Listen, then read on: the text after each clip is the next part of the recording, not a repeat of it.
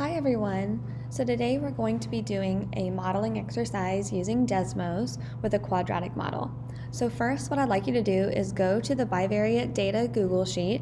You're going to need to scroll to the right to get to revenue because that'll be the file that we're working with. So scroll to the right, revenue is where we are. And let's read the prompt.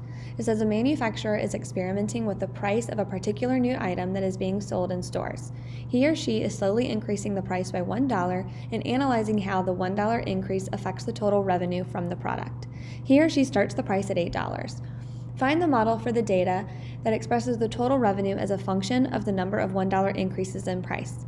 Then describe how the manufacturer should set the retail value so that business owners who sell the product can maximize their revenue from the product. So this is what we're working with. Notice in our first column, this is going to be our independent variable. This is the number of $1 increases. So if I was here at this data point with an X value of 5 or an input of 5, that would mean that the price of the product is 8 plus 5, which is $13. And the total revenue from the product is $1,757. Notice it doesn't tell you how many were sold. It just tells us the number of $1 increases from the $8 and the total revenue. So I'm going to go to my Desmos, make sure you sign in. You should see your name here because we want to be able to save this. I'm going to title this graph revenue. And it looks like I already have a revenue one, so I'm going to call it revenue A. Oh, I didn't save. Revenue A, just so I have a new one. So there it is right there. And the first thing we need to do is we need to add in a folder for our data.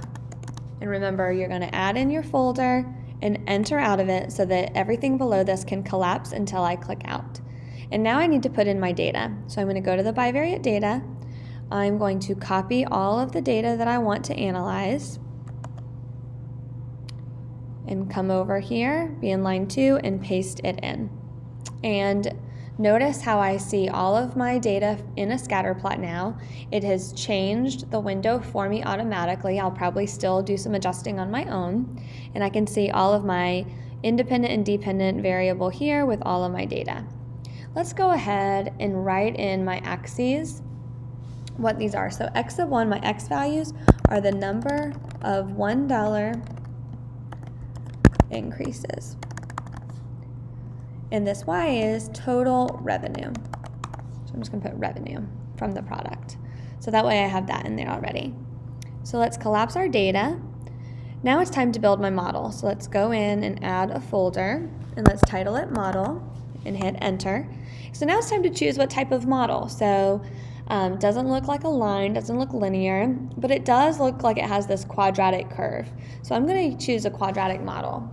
I'm going to go ahead and build my model as f of x equals a times x minus h quantity squared plus k. And here it says add slider, and I say yes for all. And notice it starts with 1, 1, 1. So I literally have the function here, f of x equals 1 times x minus 1 squared plus a 1 in here right now. And I know this is not going to be what I need. So first let's set our h and k. It looks like my vertex, which is going to be my h and k, is going to be maybe around 3,000. I'm actually going to type this in, 3,000.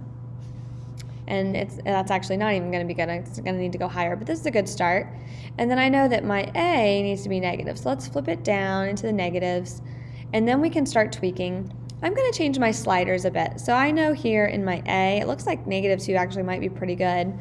I don't really need any negative or positive values. So I'm going to make my slider go from -3 to 0. I'm going to have my step size be 0.01 so that as I move from 0 to -3, I can get this to move pretty slowly and change the width of this curve.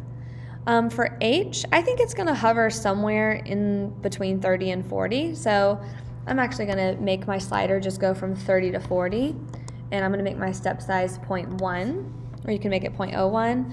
That way, as you're moving this thing left and right, it'll go slower. And you actually might want it to be a little lower than 30 if we'll see. We'll have to see what happens. I know this is going to need to go higher, but I don't need a lot of those values. Let's change this k to go from 2,500 to 3,500. Let's do a step size of 1 since those are such large numbers. That way we can move this up and down and we can kind of see what we think. So I'm going to start adjusting my model and kind of seeing what's what. Let's see. So you can see I'm just going to move this maybe to the left a little, and then I want to move it down a little bit, but then I want it a little bit wider. So, I'm kind of looking there and I'm thinking, all right, this might be it. This might be a good model. So I'm going to collapse this and I'm going to say, all right, I think my model is pretty good. Let's actually test the residuals and see. So we're going into my data. I'm going to have to add this third column. And I know that my residuals are going to be the y values of my data minus the y values of my model. And I called my model f of x. So I'm going to need to put in f of x sub 1 to see what these residuals look like. And at first glance, I'm not thinking they're that bad. I'm kind of looking at them and I'm like, all right, it looks like they're kind of scattered. They look small, but that's probably because my y-axis is so large. And I'm going to need to do a little further investigation. I really can't just stop here. So let's go back to the model and let's take a look at these residuals in a closer way. I actually did want to go back to this data. Look at the size of the residuals. So you can see I've got some pretty big numbers. Here's one at 174. I have a negative one at 121, negative 133. So instead of taking a look at this y-axis from negative 1,000 to 4,000, let's change it up so I can really only see those residuals. Let's go from negative 150 to 200, because I think I had a 170 up there, didn't I? I sure did. So now you can see the residuals, and you can see there's kind of a concave up pattern. You see they're going down and back up. And we know that's not good. We don't want to have a pattern in my residuals. So we need to adjust our model. So let's adjust the model and see how these are changing. So see how this right here, my A value, I need to get these values closer together. So at least now, it doesn't look like there's that concave up pattern, but I need to move the residuals to go up a little more. So now I feel a lot better about this model with this residual plot. I still think haven't looked at the size of the residuals yet, but I'm feeling good that there's no pattern and my model is appropriate. You can also adjust your A value. It's gonna kind of tilt this on an axis, and I think it's just kind of making it worse. I think this might be as good as it gets. You can do a few more tweaks if you want, just to check. Oh yeah, we don't want that. Okay, I actually want to move this one more. Okay, I feel good. That's where I want it. All right, so now that I feel good about where this is, let's go back and take a look at the model. Let's change this y-axis back to 4,500, and let's change this back to maybe negative 500. Yeah, let's do 500, because then I can see the residuals nice. I know what they look like up close, and I feel good about it, and now I can see my model. And I'm just going to go ahead and click Save, because I feel really good about this. My model is appropriate because my residuals show no clear pattern, and you've dug in and you've looked deep at those.